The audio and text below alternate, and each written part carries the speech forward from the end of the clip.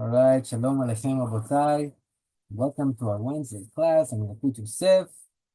Before we begin, we want to say a big thank you to HaKadosh Baruch Hu. Today in Israel, we commemorate Yom HaAtzmaut, the day that we thank Hashem. We have a lot of gratitude for giving us our holy land, giving us control back of our land. So, Todah Rabah to the HaKadosh Baruch Hu. And from there, we'll continue. We are in the topic of washing our hands, Netilat Yadayim. So we were talking about how much water. That's what we said last time. We said you need a revi'it. We need like around 3 ounces at least for the Netilah. Obviously, it's much better to do more. And when is the right time to say the beracha, we said?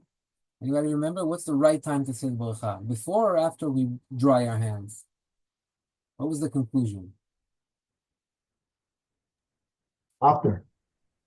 After the Netilah, yes. Before we dry the hand. Before the drying. So you're both right. Depending where you what after was before. All right. Now we discuss this Yalkut Yosef. What happens if by mistake I already dried my hands? Because we understand that the bracha goes on the drying. I say the bracha, then I dry. If I already dried, can I say the bracha or not?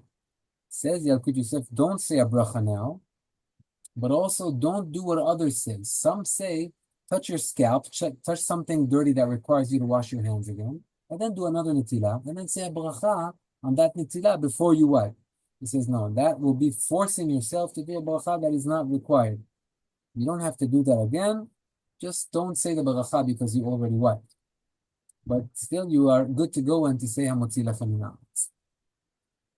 Now, אין לדבר בין הנטילה לניגוב. Between washing my hands and drying them, let's say I didn't say the beracha yet, but I already washed them. Am I allowed to talk?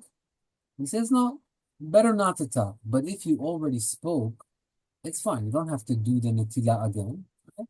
But better, what's the idea here? We are about to have a meal, to break bread. We want a person's focus to be on the bracha that's about to come. So if you start talking, who knows where this is going to lead to. So try to avoid it. But if it's dvarim sheba kedusha, what is dvarim sheba kedusha? You hear a kedusha, you hear a kaddish, you want to answer a man, you hear someone saying she'akol niya b'dvaro bracha, or the guy before you is now saying al netilat yadayim. Over here you answer because it's things of kedusha. You can answer and say amen. But other than that, try not to talk between when you wash your hands until you say the beracha and dry your hands. Now, what happens if a person does not have an atlan? An atlan is the big cup that we use and we pour with it to wash our hands, right? So for the seudah, we need an atlan. When you go out of the bathroom and you need to wash your hands, you don't need an atlan.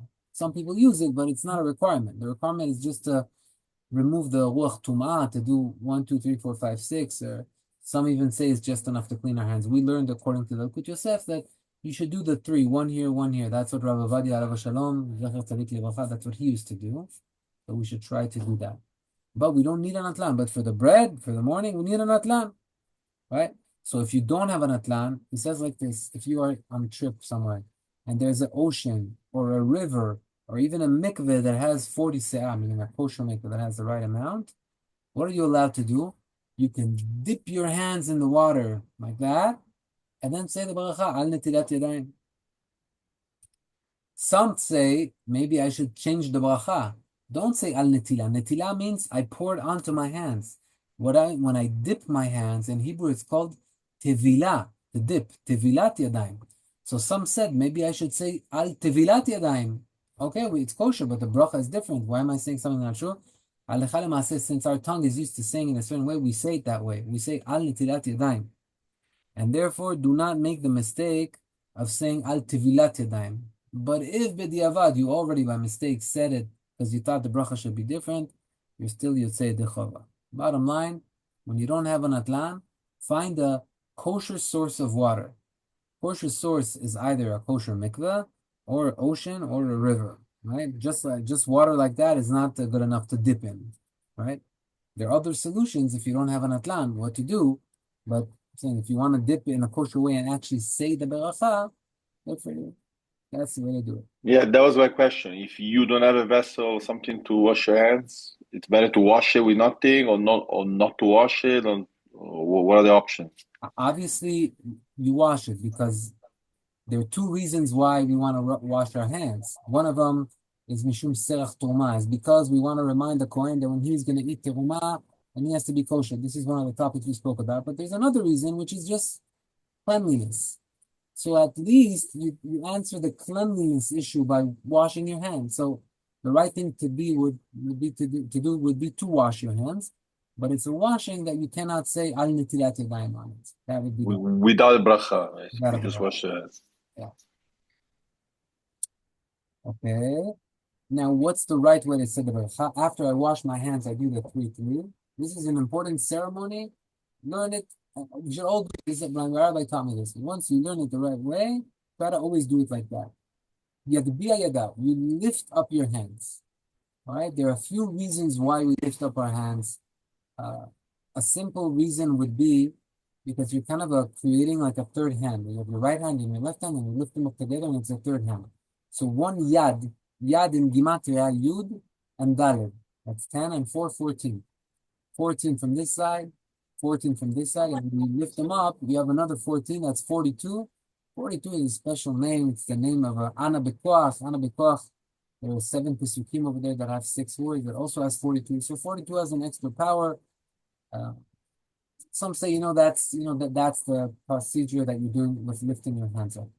According to Kabbalah, you're really doing something big. Let's not get into it, but you're lifting your hands to the area where your head is, and that has some sort of protection. But according to the Kabbalah, the nails are a tricky place. The nails are a place that can be a source of tum'ah. If the nail goes above the skin, according to the Kabbalah, that's when it's problematic. If it's under the skin, no problem. But once it's long above the skin, the Mekubalim, they always cut their nails right away if it's over the skin.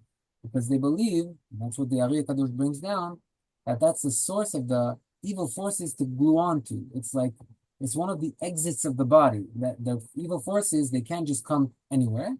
So they come to the edges. So this is one of the places. But by lifting up your nails to the area of your head, that's a higher place that has protection. So when you're doing the Bracha and Netilat Yadayim, that's one of the secrets behind it. But forget the secrets, just a simple way. You lift them up, and before you dry them, you say Al Netilat Yadayim, and then some even do the 1, 2, 3 without the towel. Just do 1, 2, 3, and then they take the towel and dry them. Right? Another thing that's important to know, don't wipe your hands on your shirt. Don't wipe your hands on your pants. Says the Yalkut Yosef, and it's brought down, that it makes people forget. And that's a segula. Usually a segula is for a good thing. The segula is good. Over here, the segula is for you want to be someone that forgets things. Take the water of the Netilat Yadayim and wipe it on your shirt. Bottom line, Baruch haba, William. So that would be it. Sorry, you need something? No, you're okay? Okay, so. All right. Now, we are going to move on to another type of Netilat Yadayim. This is a Netilat Yadayim that is not required for bread. It's not required for bathroom. It's not required for we wake up in the morning. It's the 4th type of Netilat Yadayim. We mentioned this. Anybody remember when is another time that we have to wash our hands without a bracha? With an atlan. Dipping. In the morning. In the morning we said. It was one besides the morning. Oh, sorry. Snack. When you come out of the bathroom. We also said not the bathroom, not the morning, not for bread. Fruits. Fruits. Wet fruits. Wet. Anything wet. Exactly. We spoke about it, that there's 7 liquids, and we'll get more into it right now. That if you dip something into those, then you have to wash your hands. The classic example is on Leila Seder. Kadesh, we do the Kiddush. Urchatz, then we wash our hands, but without a bracha. After some people already say bracha, I say, no, don't say a bracha, right? Don't say a bracha. Why? Karpas. Because the karpas, we're going to take it and dip it into a liquid. And because you dip it into a liquid, you need to wash your hands. What's the reasoning behind it? The liquid has power to transfer the tum'ah, the impurity, from one thing to another. So once you touch something with your hand and there's liquid involved, the tum'ah goes back into the food. It's some sort of spiritual process that happens, and therefore, Achamim tell us the 7 things that if the item that you're about to eat is wet from one of those 7, you need to do an Netilat Yadayim. So first, let's go into the list of those 7. One of them is wine. I know most of us don't dip into wine, but theoretically, if you would dip something into wine. Second one is honey.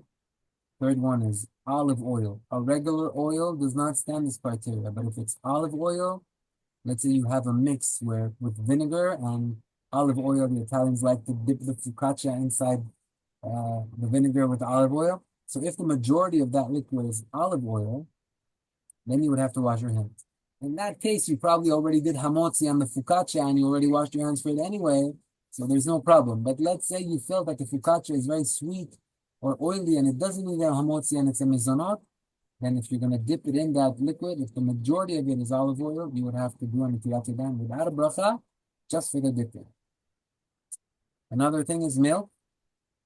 Dew, right? That comes down at night. Tal, dam, blood, right? If anyone wants to eat the blood of an animal and he's dipping it in it, assuming it's kosher blood.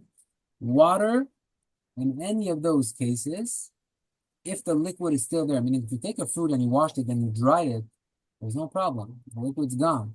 But if the drops of the water are still on the apple and you're about to lift that apple and say boepreyetz and eat it, two options. Option number one, dry the apple and then say boepreyetz. Option number two, wash your hands without a beracha and then say boepreyetz. Right?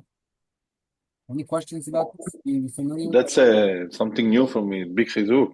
Yeah.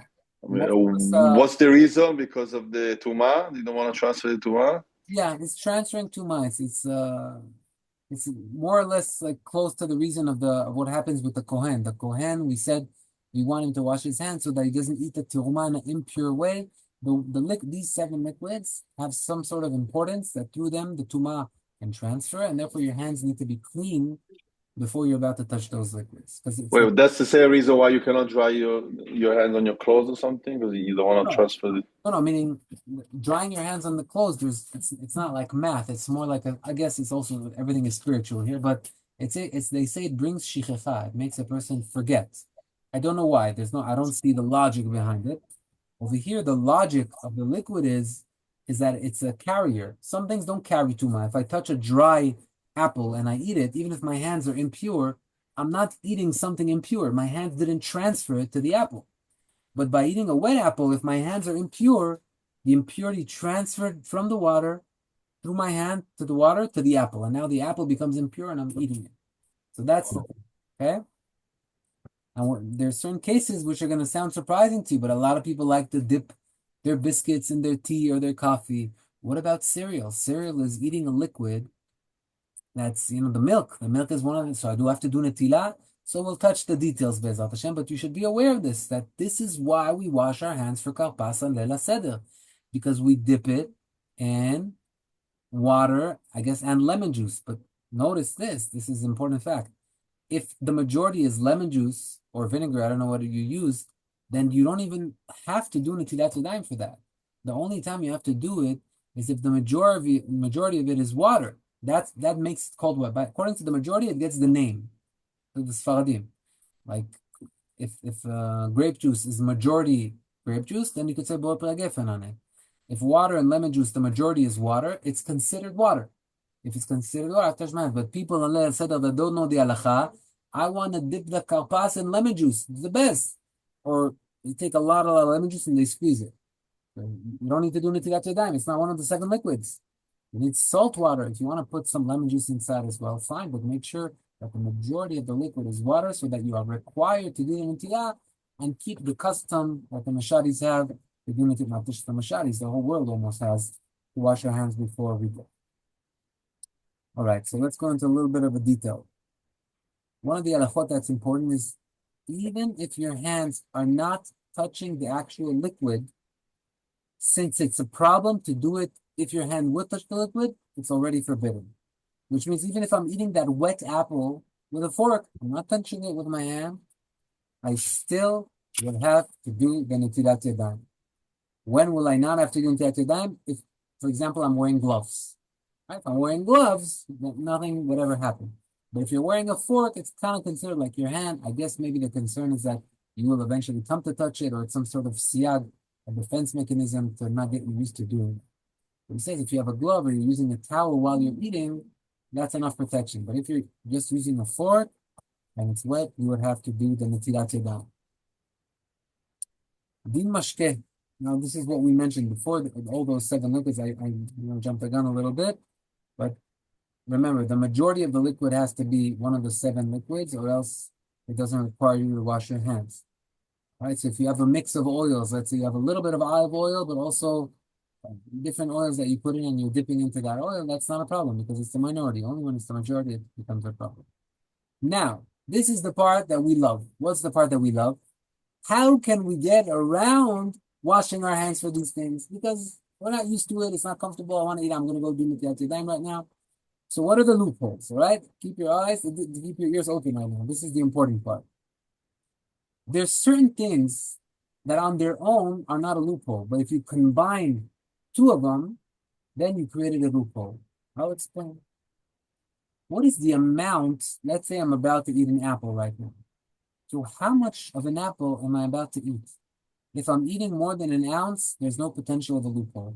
But if I'm just taking a taste, which is less than a kazait, less than an ounce, and it's wet, there's potential of a loophole. It's not enough. What's the second thing? If the water that I'm using, meaning the liquid that created the obligation to wash the hands, is not a cold liquid, but it's a cooked liquid. Like, for example, tea. Tea is a cooked liquid. Coffee is a cooked liquid, right? As opposed to water. Even boiling water, I guess, can be considered cooked. Excuse me. Wait, boiling water meaning? So boiling water is cooked water, right? It's like tea. Oh, okay. So coffee, tea, and stuff. Okay. Right? But that's not enough that it's cooked. But, yeah, okay, the third thing is if my hands do not actually touch the water. So there are 3 things. The first thing was if I'm eating less than an ounce. The second one is if I'm using a liquid that is cooked. And the third is if I'm not touching the actual liquid. If I have at least 2 of these, then I don't have to do Netilat Yadayim. Which means if I'm dipping my biscuit into a coffee, if it's a biscuit that's smaller than an ounce, and which most biscuits are, since the coffee is cooked, I have 2 things here. I have the cooked and I have the smaller than an ounce. If I also didn't touch it with my hand, that's another thing.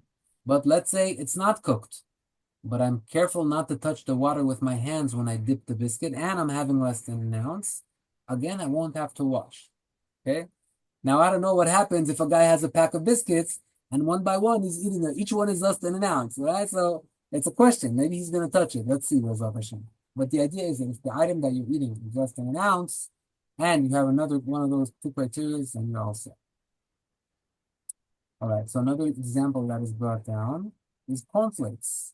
Viv, can I ask you a question? Go ahead. It's not related, but you have mevushal wine and not mevushal wine. Is there a relationship here with the cooked? I know he's a non-Jew. I think you just thought of something that no one else thought of. Yes, there's a relationship. If the wine is cooked, then I have one of the 3 criteria. So if I'm going to dip, I don't know in what situation I dip something into wine where I'm going to have to wash my hands. But let's say you want to dip some sort of fruit in the wine. I don't know why. Then if you are not touching that with your hand, then you're good. Or if you're eating less than an ounce of that drink, of that item that you're dipping into the wine. For example, you have a cup where you have a cocktail that has the majority of wine, but it's mevushal wine. But in that cocktail, there are also fruits. Sometimes you have that. Would I have to wash my hands for that? My question was different. Sorry? My question was different. Oh, sorry, then go ahead. Netilah. Yeah, but I don't know exactly the rules of mevushal and non-mevushal when a non-Jew can serve when it's mevushal. It's boiled, Is the reason because a non-Jew doesn't wash, that they will not wash their hands? Good question. Now I understand the question. Why are we forbidden to have non-mevushal wine that a goy touched? Is it the same reasoning as here? So no, regarding the goyim, the original reason was because they would use their wine for avodah zarah. Would do some sort of spiritual ceremony with it. All right? Once the wine is cooked, the goyim themselves wouldn't do the ceremony with it because it's not part of their ceremony. Once it's cooked, it lost its thing and they don't do it. So the Jews knew if it's cooked, there's no chance that avodah zarah was done with it. But as a restriction, Chachamim came and said, don't drink their wine so that you don't end up marrying their daughters. We don't want you to have a relationship with the goyim. So if you're going to drink their wine, it could lead to bad things. Their wine is non-cooked wine. But once it's cooked, it kind of made some sort of separation between us and them, and once it's cooked, we will be allowed to drink it. So no, the reasoning is different, but good question that you brought that up. Yeah. All right. So regarding cereal, as I said, why do we not have to wash it? A, because milk is considered cooked, and B, because I'm not touching the liquid with my hands. Even though inside the cereal bowl there's more than 1 ounce, but since I'm not touching with my hand and the milk is cooked, I'm exempt. So no worries, Johnny, if you're eating cereal, you don't have to do Netilat Yadayim. Wait, milk is considered cooked? Yeah, milk is pasteurized. Pasteurized is cooked. If it's not pasteurized, you have to, it's Yeah. not. If it wouldn't be pasteurized, then you're in the loophole. And you're eating more than 1 ounce and you're dipping it with your hand, then you will have a problem. All right. Someone ask me something? Yeah. Nick, Can you hear me? we hear you Hey, a little sorry. lower. Can you hear me? Yeah. Sorry, so you said before if you're eating with, like, here, what fruit is a fork, right? If I'm eating with a fork, you're saying, yeah? You're saying it's an extension of your hand. Right.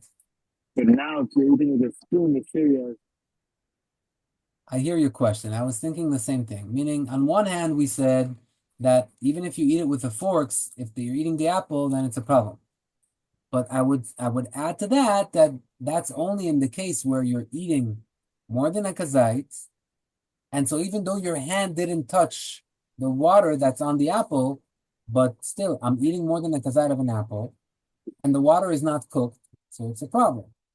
Okay? So I guess the fork helps you, but not when it's on its own. It's not enough to say, hey, I don't want any of these restrictions because I'm never touching the water. I'm using a fork. No, that's the idea. That's not enough. You need to add something else to this. A fork is fine, but either you also are eating less than a kazai, or you're using a liquid that is cooked. Okay? A fork on its own wouldn't be enough. Good question. like, He says something else about that. He says, if a way of eating an item is with the hand, says then even if you eat it with a spoon, that's not considered that you're eating it, that you're not making contact, right? So you won't be allowed to add that. Meaning if it's an item, so I guess with the apple case, the way of an apple, I don't know, would you think that the way of an apple is eating it with a hand? Most times, yeah, but unless you cut it and you put toothpicks in it. But think of an item that most people eat it with your hand, a cookie, okay? So if the cookie is less than a kazait, and I'm dipping it into something that's not cooked, I only have one thing, I say, you know what? I'm going to use a spoon. I'm going to use a spoon, so I'm not making contact. And I have the other thing, which is less than a kazait, I'm all set. Says the Yalkut, no, because the way is using your hand. You can't go around and add something by doing different from what human people do. Since the way of eating it is considered with your hand, even if you use an extension, it's considered that you ate with your hand. And therefore, if I ate the cookie with my hand, even if I didn't, but I consider I ate it with my hand, I still need the other two things to exempt me from the netilah, which is that it's less than a kazait and that the liquid is cooked, which a lot of the times is the case. But you need awareness for this. Listen, you read these halachot and you think to yourself, I wish we would know how to do netilat yadayim for bread, netilat yadayim for liquids. So in most cases, you don't see people doing this, but I'm not going to tell you something that's not true. This is the halakha. This is what we're required to do. If you dip, let us say there is the key. Remember, why are we dipping for tapas? This is the source. This is the reason. Wait, we have to wash our hands with the bracha, like a regular. So it's not like just washing your hands. Just one. No, but with an atlan. You could do it like bread. When we spoke about washing for bread, actually, it's sufficient to even do just one wash on each hand that has a revi'it. If you have a revi'it, you already covered your hands.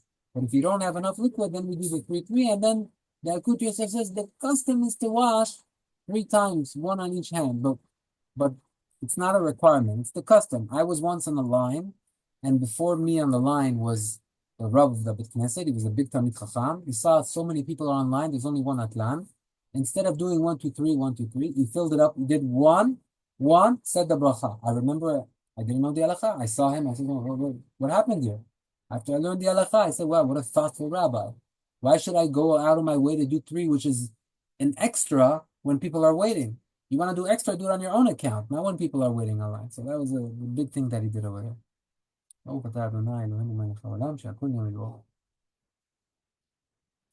going to ask you a trick question. If I'm eating a donut with my hand, do I have to do Netilah? I want you to tell me the sides. Why yes, why no? I'm talking about a Dunkin' Donut that is soaked in oil, that you lift it and your hands become oil. Oh, so that's the liquid. Yeah.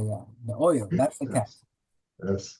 And it's cooked, so Yeah, but you're not putting it in the oil. You're not dipping it in the oil. Even if it has a drop of oil on it and you touched it and now your hand has the oil, that's the measurement. Which means if you would touch it and now your hand, if you would touch something else, it would leave a mark of that oil. It's considered that it's oily. But it's cooked. Cooked is 1, but we need 3. We need 2 out of 3. Do we have less than a kazait? Nobody eats less than a kazait. No way. Right? You have to say Amazon on the donut, the way I eat donuts, right? And what is the other thing? what did you say about oil? It's just water. It's not water. You said lemon juice with water. Second, it has to be olive oil, and it's not. Exactly. You're on to the trick question. Right. They put olive oil in the donuts, I'll be very surprised. Big, simple, cheap oil, and therefore that oil. Well, now, okay, that's a good question to sharpen the issue. So now we understand. If it's not one of the 7 liquids, we have no problem. A lot of the times, you don't have a problem. You're eating a fruit salad that has squeezed orange juice inside. Don't say, oh my God, there's liquid. No, there's no question. Orange juice doesn't require anything from you. All right. Now, what happens if there's a cup of milk and somehow my finger touched the milk and now I want to suck on my finger because it has a few drops of the milk on it. Milk is something that we need to do netilah. Milk is on my finger now. Do I have to do netilah for that? Am I allowed to, or should it's forbidden? So interesting. He says that the netilat yadayim that you're required to do when you dip a food in liquids is for the food. But if you're just having from the liquid, even if you had it with your hands, the gzerah of chachamim is not there. The restriction of chachamim is not there. It's only on solids. So if you're just having from the liquid, even if you're having it with your hand, you would not be required. A classic case would be a person wants to drink from a faucet. He says, "She'akol niyah bidvaro," and he's about to drink. You're going to tell him, hey, the water is not cooked. You're touching it with your hand. L'chora, you would have to say, you have to make a natilah. The answer is no. The gzerah of chachamim wasn't on liquids, only on solids. All right.